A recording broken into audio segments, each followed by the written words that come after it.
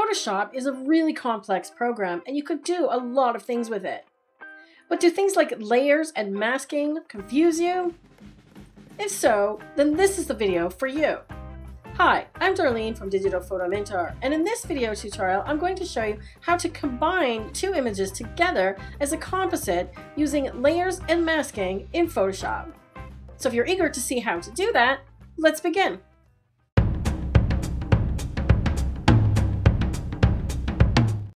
What I want to attempt in this tutorial is to show you how to combine two completely different images. I've got one that is black and white over on the far right, infrared, and one that is in color. And I want to use the color background on the infrared image, or vice versa. We'll see how it goes. So I'm going to combine these two in Photoshop and then decide how I want to blend them. So you'll see how to do that using Lightroom and Photoshop. Select your images, right-click, edit in, and open as layers. So any editing that I've already done on these raw files will apply and bring that into Photoshop as part of the raw layers. Okay, so once again, Photoshop is loading them. Okay, there's my layers. Now I need to decide which one is going to be my primary, okay? So I think I want to put the infrared, which is into the color background. So I'm going to put the color one on the bottom, okay? So now you can see what happens. And I'm going to get this part here. So they're kind of in the foreground because you notice that their legs are not fully in this picture. So I can't just put them there, right? But if I put them here, right, I can also expand this layer. So if I want to resize this layer, Command T on your keyboard. Again, this is a Photoshop shortcut that I use a lot. Or you can go up here into Edit, Transform. Where is it? Scale. Right? So with this one, I can make the image bigger. So I'm going to expand it so that we have more to work with on the bottom here, like so. And also, it means they will cover the witches in the background, okay? Like so, okay? So I made it larger. Now, what I want to do is to start masking this image. So I'm going to add a mask, or I could use Photoshop's automated find subject and select them and put them on a new layer. Okay, so there's two ways you can do this when you're combining with Photoshop. Okay, so similar to what I did,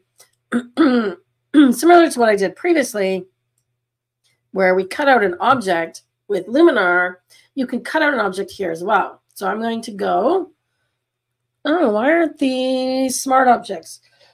That's interesting. So before I resize this, I'm going to make this a smart object. It should have been a smart object. That's interesting.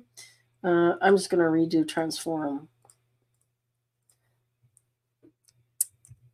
Okay, so now I'm going to attempt to cut out the subject.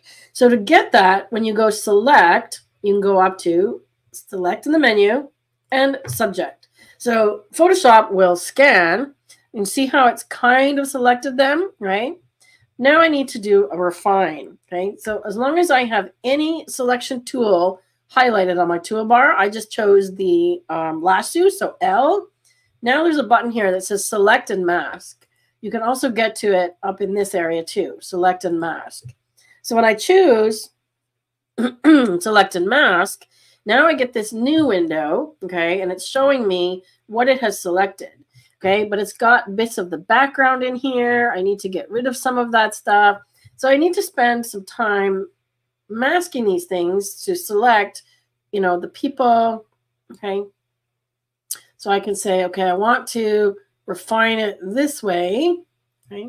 And same ways you do in Luminar Neo, where you're defining the subject and the background, right? But for the purposes of this demonstration, I'm actually not going to do it this way because I think it's honestly easier to just mask out from this image that I've already got, okay? So right now, I've got the subject kind of selected, right? So I'm just going to invert it. And then when I click Option and do mask. Remember how I said that makes an inverted mask or a black mask? Now when I do it, it's going to basically delete the background. Okay. And as you can see, they're not big enough to cover the other girls, or we need to move this. Okay, so we can move this up. We can make them bigger, and I want to make them a smart object before I do that. Okay, so I'm going to make them bigger yet. I'm going to cover the background. There we go. Something like that. And then we'll crop the feet out at the bottom, right? Okay, so then I'm going to crop.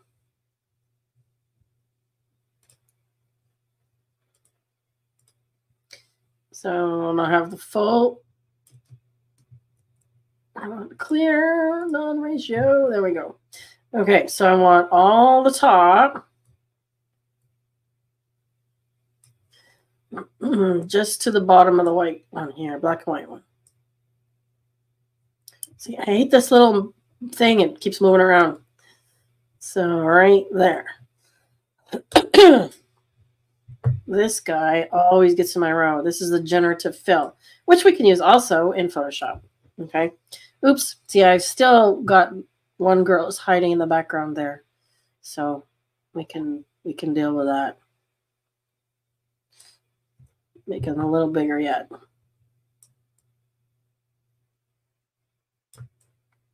So we still got one in the background we need to hide. So I might just have to use Generate on her, or the generative fill. I keep mixing up my terms. Okay, now obviously our mask is not perfect. Okay, so this is where I can add a mask, okay, to this object. Okay. And somewhere along the way I deleted the selection, so that's no good. Let me go back here, because you notice that the background has been cut out, and I think that happened. Yes.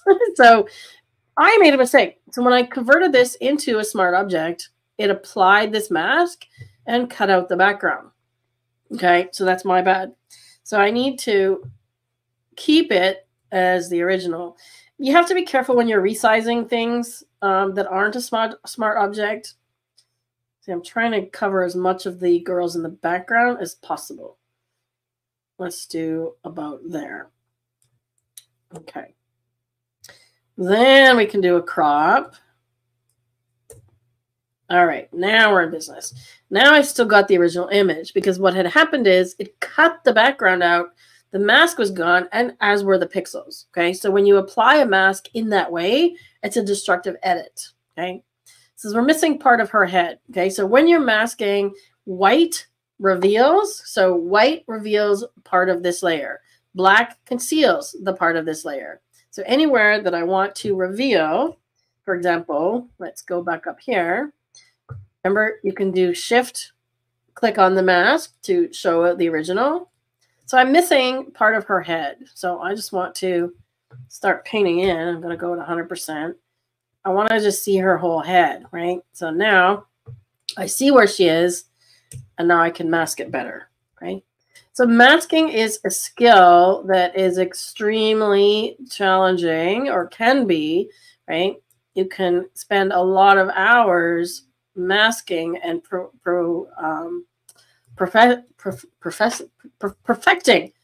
That's the word I'm looking for. Perfecting a mask and perfecting your masking skills. Right? So I'm not doing a perfect job of masking here, but I just want them to blend in a little better. So I'm just sort of masking bits in here that make sense. Okay, now let's see what's going on here. Okay, so this one here, I need to mask that part out because her back looks kind of weird. So let's just smooth that out. She's got some things here. So when you're masking, you definitely need to zoom in, right? And in this case, I'm going to get a harder edge brush. So I've had questions before as to when to get a harder edge brush, right? And that would be when you're up against an edge like this, right? You don't want the soft edge. You don't want it to blend. You want it to be crisp, okay? So when you want a crisp edge, use a harder edge brush. So I'm just cleaning up that edge. Looks like there's some grasses here. Then there's some grass in here, right? So we want the bridge to show in here, not grass. See that? So I'm just taking my time, masking it out manually. Okay? So I'm not going to spend too much time on this. I'm just going to do a really quick and dirty job to show you. Let me mask it 100%. Okay, so now we're showing the background image through here, right? The bridge, okay? In the black and white image on top.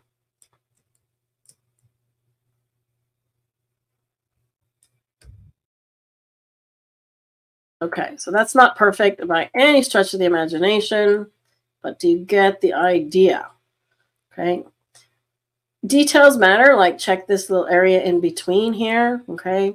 Same thing here, these little areas in between their hair, okay?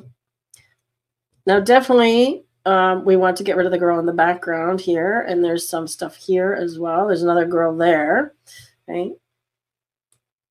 So clean up the background, get rid of all this stuff in the middle here. Oh, somebody else's leg, look at that, okay? The grass. So again, we want bridge, not grass.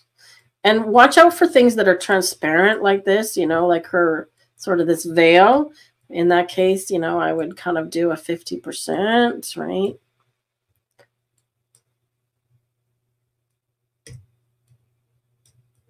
Look at somebody else's leg in there. Okay, so let's keep the veil. All right, let's see how we're doing. Okay, so pretty close. We've got a leg in here. So in order to cover this leg, I could actually just show the other background and say, well, let's have some grass in there. It doesn't make any sense whatsoever, but we could do that to cover that. I could cover the face with a veil like that. So that's the easy way, right, to do that. And I've still got some stuff going on up here around her head. Like that. Okay. So it's not perfect, but you get the idea of what I'm trying to do here. I still like the idea of having the background image here. So we'll have to mask this one. I'll have to get rid of her in the background. Sorry, Sheena. Sheena is an amazing, these girls are all mostly models. Sheena is a boxer, fitness trainer, and stunt woman. That's her face in the background here. And that's her over here.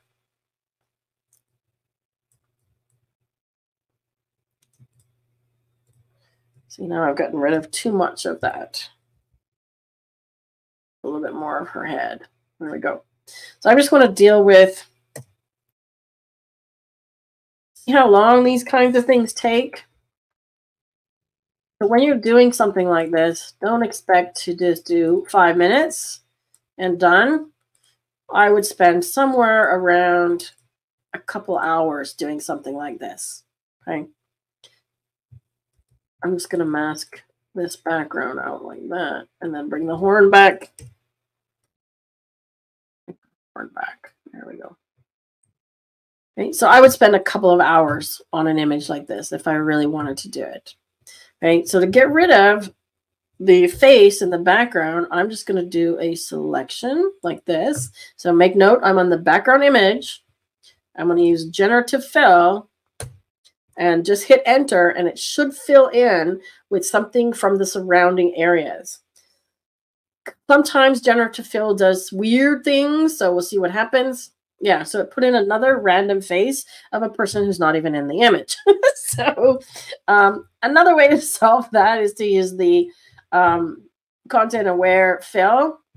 So I'm literally just going to grab a small area here. So I'm going to deselect it. I'm just going to grab her face. And when you do this, it will fill in to that area. See that? So this is a patch tool. So sometimes you really don't need generative stuff, I'm just using the old Photoshop tools. It's a patch tool. Pretty simple, right? And I could do the same with the leg down here. If I go back here to, oops, mask this leg, mask this grass back out again.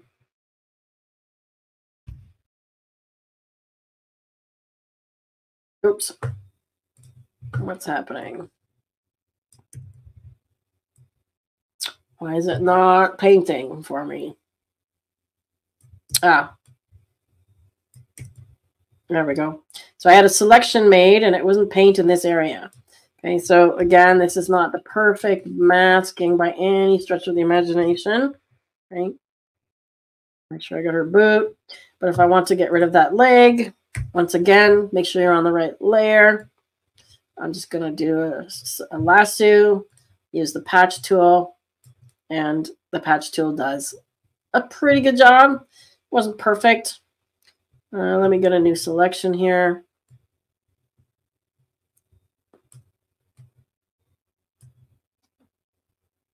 And let's see how that does. Fingers crossed. Come on. You can do it. You can do it. Getting the spinning wheel of death. This is the max spinning wheel of death. Let me see if there's any questions. I didn't get a weasel. Yeah, see, Photoshop is not responding. No, I did not get a weasel. I got some very strange things happening in the gen erase in Luminar. Right? But sometimes you just have to take a couple of passes at it. Right? That's not bad. I would do a little better blending in there. But let's just kind of zoom in. I've still got some face showing in here. Looks like in this background area. Maybe it's a mask. I'm not sure. Yeah, I still need to mask that a little bit more with the white. So, oops, other way around. See, I get my masking wrong there. So, that's the weird face. How is that even possible? Oh, that's her face. Okay, I missed one. All right, let's do that face then. And let's do the patch tool over here. There we go. Okay, so my masking is not perfect around all of the objects, but we're getting close, right? So now you can see that we've got this. I'm missing part of her arm, it looks like, too. Yep, I'm missing her arm. Yeah, there we go. She has no arm. I always look closely at everything because I thought we were good on this side and she was missing an arm. Where she got this antelope skull, I have no idea. This girl here on the left is a professional wrestler. And if we have time, I'll do one last image of hers in Luminar as well. So I think this one would be a lot more complicated in Luminar, but not impossible. Based on, you know, load the first image of the background and then just put the second image on top as a layer and mask the same way that I did here, right?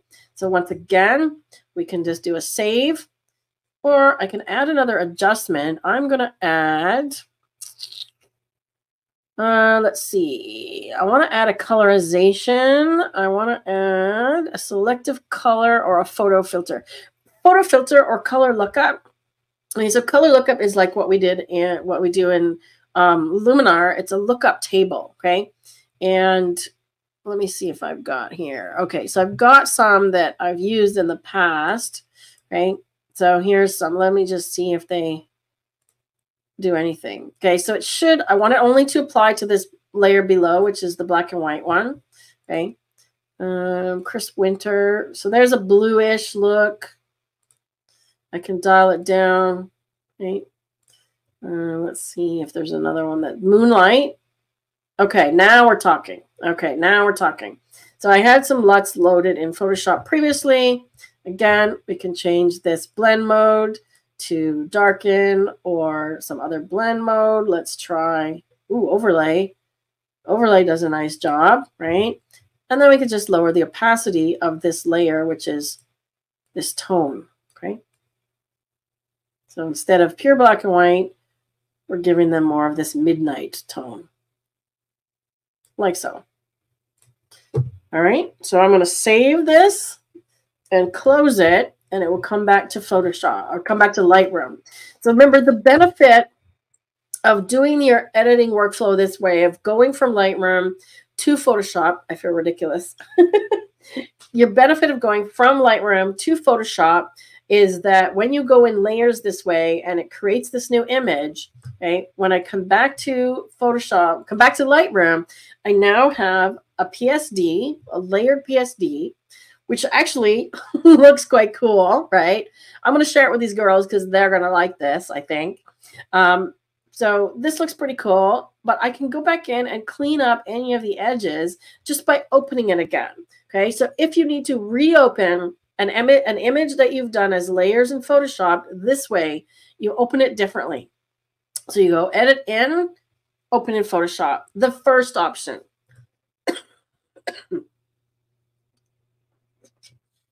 Then when this pops up, make sure you choose edit original, okay?